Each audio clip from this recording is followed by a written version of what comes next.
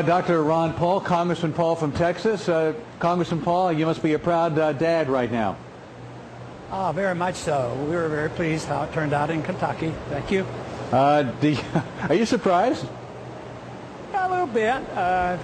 You know, toward the end we knew what was happening. The polls were pretty accurate. But when he first started, he'd never run for anything before, so I wasn't all that optimistic. And like I've already been quoted, you don't like to see anybody put a lot of energy into something, especially your son, and then come up, way behind. But I didn't have any reason to worry. I shouldn't have had any reason to worry because he did so well. I had a chance to meet him and you during the campaign when you were running for president, and he was very instrumental in your campaign. So I guess he got his political legs there, didn't he?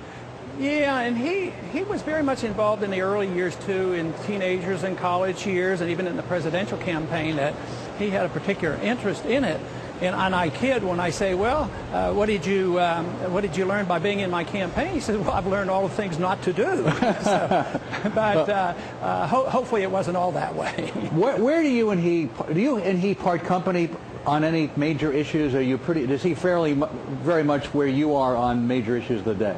I would say on the major issues we're very close, but I think his tone is different. I think his approach is a little bit different. I think he's, a little bit more into legislating and working things out, and I've been more into the philosophic end of things. So I think the approach is slightly different and the wording is slightly different. But if it comes, like the Federal Reserve, he's not going to come on and say, well, I love the Fed, Yeah. and I don't think it should be audited, or I love the income tax, we should raise taxes. No, nothing major is going to be different. No. So you would say that, he's probably a libertarian Republican, much as you are, versus one who might follow the party line on a lot of issues.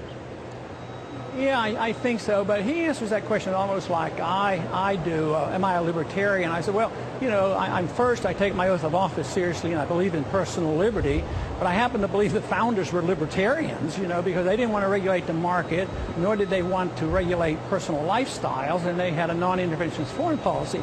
So that's libertarianism, and I think the people who want to use that word usually want to use that to make us look negative, but it's getting to the point where believing in liberty is not necessarily a negative anymore, and right. I think we've made some progress. Well, I think people need to be reminded, you were the Libertarian Party candidate for president I believe, back in, was it 84? It was 88. 88. I could hardly deny my associations with libertarianism. That's right.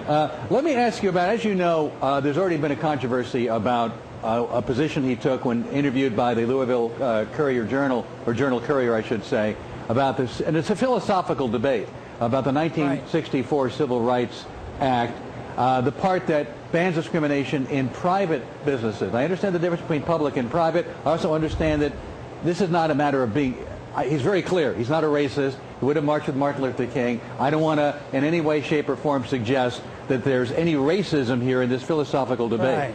But, that's nice. But it is a philosophical debate, and perhaps you can characterize it your way, but there is a lot of controversy about the idea that we should allow private businesses, if he had his way, to, and then perhaps your way as well, to allow discrimination. For example, allow only blacks to sit at lunch, or whites to sit at lunch counters, and deny blacks. Yeah.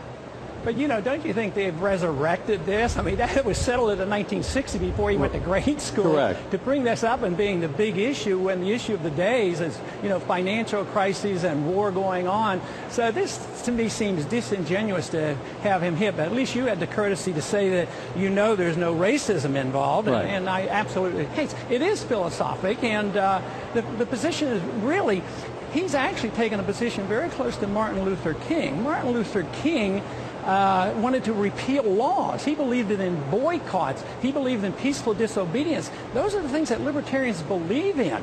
In property rights, we do see property, but we don't distinguish between your house and your business. That's all private property. How do you draw these lines?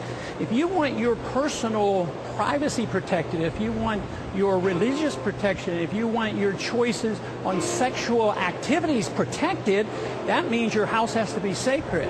But you say, oh yes, but it's unfair, it's unfair. But think of all the unfair things and the ugly things that come out of the First Amendment. But to me, it's a moot point. I thought the great people in the 50s and the 60s were people like Branch Rickey and Jackie Robinson. Yeah. I mean, that's how real integration occurred. But where did the real segregation come? From government. Government endorsed slavery. Government endorsed the segregation law. Governments endorsed... How long did the government have segregation of the armed forces? Up until the World War II. So to say that we who defend private property are labeled racist, I think that's... and you didn't. I want to be very clear about that. I'm others, not... Yeah. You didn't do it. But I think that recognizing private property and the role of government in segregation is what we're trying to make a point. But once again, this wasn't the prevailing issue in the campaign in Kentucky, and it's not going to be because it's been settled. Economic power is wonderful. Because who would say, let's say I believed in this and I want to prove this point and I want to put a sign up, I'm only going to serve such and such.